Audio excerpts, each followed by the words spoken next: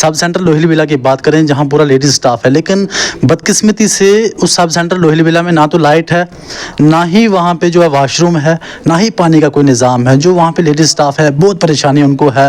बारहा कई बार उन्होंने ये बात कही है। आखिरकार जो हेल्थ सिस्टम की जो बिल्डिंगें हैं, अगर सब सेंटर लोहिल विला है वहाँ पे लेडीज़ फीमेल स्टाफ है, अगर उनको वाशरूम वहाँ पे नहीं है, पानी वहाँ पे नहीं है, बिजली वहाँ पे नहीं है, तो किस तरीके से वो वहाँ पे जो है सर्वाइव जो है कर पाएंगे। पीआईसी लोरन को लेकर, पीआईसी लोरन में जो है लोगों को जो है दवाइयाँ नहीं दी जाती। हम अगर वहाँ से सवाल करते हैं कि भाई लोगों को दवाई दो, अगर एमॉक्सिलिन की कोई टेबलेट है वो लोगों को दो, या जो बाकी भी जितनी दवाइयाँ हैं वो वहाँ से नहीं मिलती। उनका कहना है कि हमें पैकेज नहीं आया, दवाइयाँ यहाँ पे नहीं है, अद्वियात जितनी भी है हमें नहीं मिल रही है काफ़ी टाइम से। तो ये वहाँ उनका रिस्पॉन्स रहता है।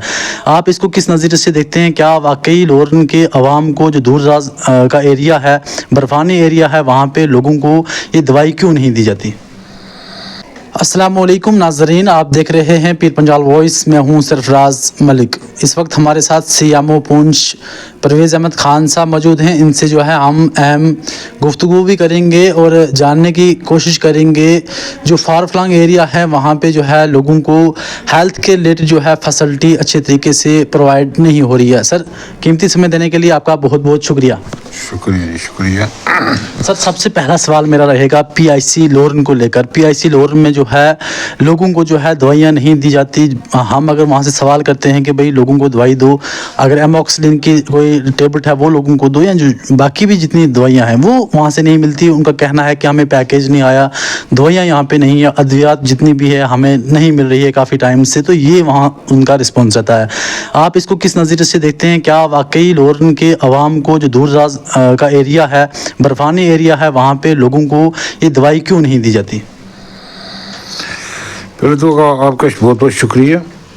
ये मैंने आपसे सुना है कि लोरन में दवाई नहीं मिल रही है, तो मैंने ऑलरेडी जो है डायरेक्शन भी एमओज और वहाँ के जो एमओज उनको दी हुई थी कि ये विंटर प्रिपेयर्डनेस है, इसमें पब्लिक जो है, क्योंकि हम पब्लिक के एक किस्म के सर्वेंट हैं और पब्लिक जो है वो सफ़र नहीं होनी चाहिए।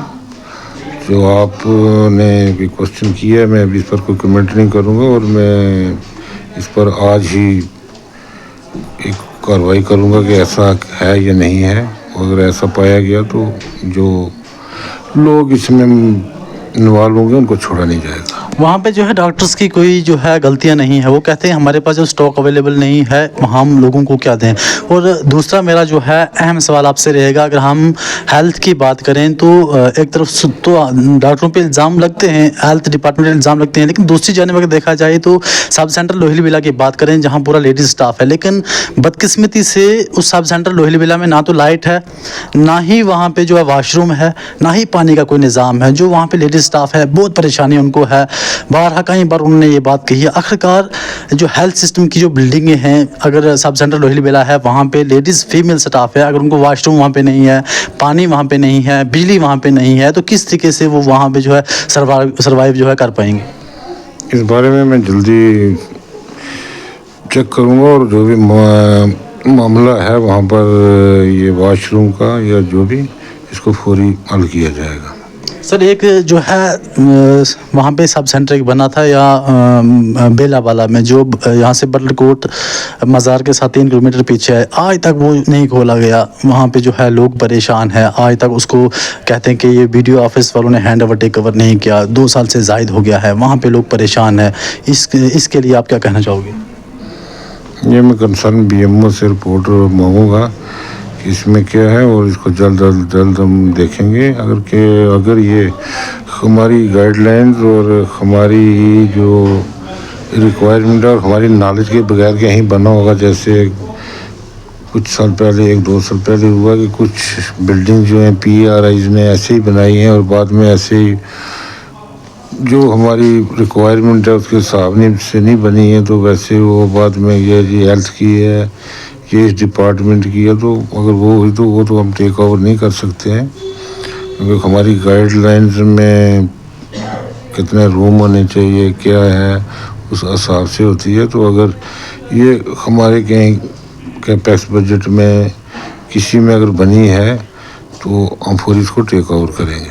सर एक अहम सवाल है जो एम्बुलेंस ड्राइवर हैं बहुत स्ट्रगल की उन्होंने कोविड में भी बहुत स्ट्रगल की उसके अलावा एक्सीडेंट केस होते हैं लेकिन उनकी सैलरी नहीं है। बहुत से ऐसे ड्राइवर्स हैं उन्होंने जो है वो कुछ गाड़ियां जो उस टाइम की मिली थी वो गाड़ियां लेके भाग गए, कुछ ने वो गाड़ियां घर में खड़ी कर दी, कुछ को उस वक्त से अब तक सैलरी नहीं दी जा रही है। तो इस पे जो है हेल्थ डिपार्टमेंट इसको किस नज़रिए से देखता है, कब तक इनकी जो है सैलरी वहाँ गुजार की जाएगी?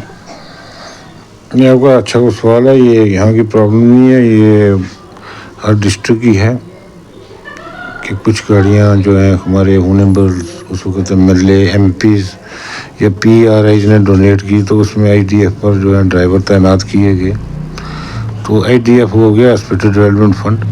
तो हॉस्पिटल डेवलपमेंट फंड अगर जनरेट होगा तो पैसा होगा तो उससे सैलरी मिलेगी, अगर नहीं हो सकेगा तो फिर प्रॉब्लम होती है। तो इसके लिए हायर अथॉरिटी से ऑलरेडी हमने मैटर टेकअप किया हुआ है और जो ये लोग हैं उनके नाम भी हमने भेजे हुए हैं। जैसे टाइम टू टाइम गवर्नमेंट मांग रही है कि जो ऐसे आईडीएफ या क्या जो लोग हैं लगे थे कि परमानेंट करने हैं क्या करने हैं, तो हम ये भेज रहे हैं। तो अच्छा डिसीजन होगा गवर्नमेंट का उनके लिए।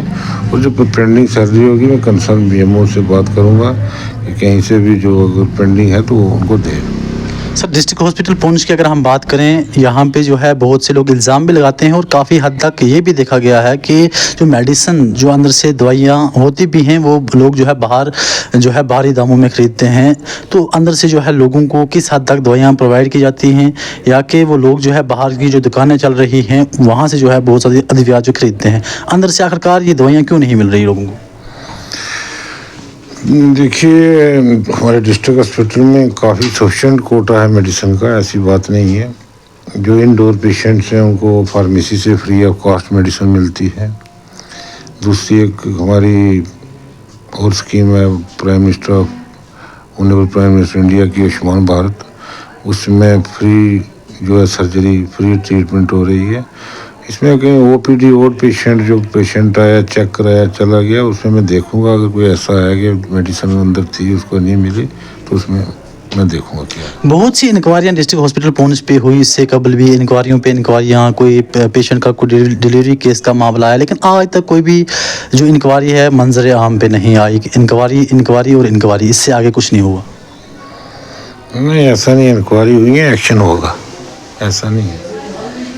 क्या रियलिटी में अब भी जो है डिस्ट्रिक्ट हॉस्पिटल पुंछ में जो वो वुमेन्स हैं जिन्होंने डिलीवरी करते अपनी जान गंवाई हैं उनको जो है इंसाफ मिलेगा? देखिए जिसमें कहीं अगर कोई नेग्लिजेंस किसी की हुई है तो अगर किसी रिपोर्ट में ऐसा है तो मिलेगा। तो अभी आप देखें कहीं जैसे मैं अभी बैठा हूँ तो ऑल ऑफ सडन कुछ हो जाता है, अगर कहीं नेचुरल ऐसे हुआ है कोई नेग्लिजेंस नहीं है तो उसमें कुछ नहीं है। अगर कहीं नेग्लिजेंसी में जो हुई है तो उसमें एक्शन ज़रूर होगा। बहुत बहुत शुक्रिया मज़ीद अपडेट के लिए आप देखते रहिए पीर पंजाल वॉइस। दीजिए इजाज़त, सरफराज मलिक, अल्लाह हाफ़िज़।